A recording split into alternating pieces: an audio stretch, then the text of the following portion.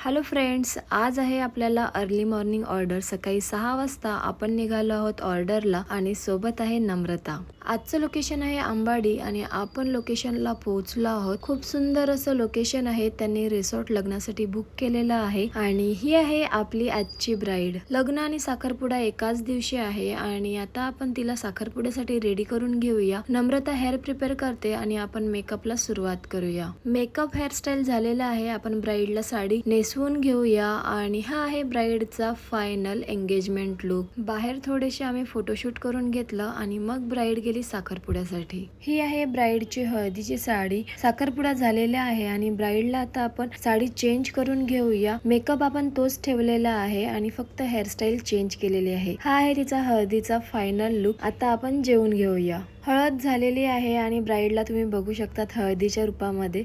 आणि त्याचबरोबर ह्या आहेत सायडर्स, त्यांना सुद्धा आपण रेडी करणार आहोत. आणि हा आहे आपल्या सायडर्सचा फायनल लुक. खूप सुंदर असं त्यांना आपण रेडी केलेलं आहे.